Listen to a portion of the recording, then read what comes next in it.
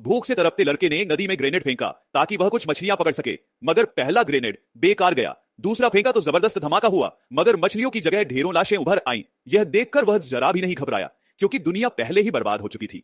वह खुद को मरा हुआ दिखाने के लिए जमीन पर लेट गया ताकि आवारा कुत्ते उसकी तरफ आएं। जैसे ही एक कुत्ता पास आया, उसने तेजी से हमला किया और मार गिराया। मगर जब वह शिकार लेकर पिता के पास पहुंचा तो पिता ने उसे डांट दिया और समझाया कि जानवर के अंदरूनी अंग जहरीले हो सकते हैं और इसे सही तरीके से साफ करना जरूरी होता है। अब शिकार किसी काम का नहीं था। पिता ने खाल निकालकर पड़ोसी से खाने के लिए सौदा करने की कोशिश की, मगर पड़ोसी ने बंदूक की धौंस देकर खाल को छीन लिया और झूठा इल्जाम लगा दिया। मजबूरी में पिता को गिड़गिड़ाकर बस 2 सिक्के मिले। अगले ही दिन पड़ोसी फिर आ धमका, यह कहकर कि लड़की ने चोरी की है। वह जबरदस्ती पिता को घुटनों पर बैठाकर बंदूक मुंह में डालने को मजबूर कर रहा था। तभी लड़के ने एक कीमती रेशम का कपड़ा गिफ्ट किया, जिससे वह शांत हो गया। अगले दिन लड़के के हाथ एक बड़ी मछली लगी। खुशी खुशी वह घर पहुंचा, लेकिन वहां का दृश्य देखकर उसकी दुनिया उजड़ गई। पिता अब इस दुनिया में नहीं थे। जहरीली फसलें खाकर उन्होंने दम तोड़ दिया था। लड़का समझ ही नहीं पा रहा था कि पिता सो रहे हैं या मर चुके हैं। वह पूरे 12 घंटे तक दरवाजे पर बैठा रहा, जब तक उसे सच्चाई स्वीकार नहीं करनी पड़ी। पिता की डायरी उसके हाथ लगी, मगर वह पढ़ नहीं सका। गुस्से में उसने उसे दूर फेंक दिया। फिर पिता की लाश को नाव में रखकर नदी में बहा दिया।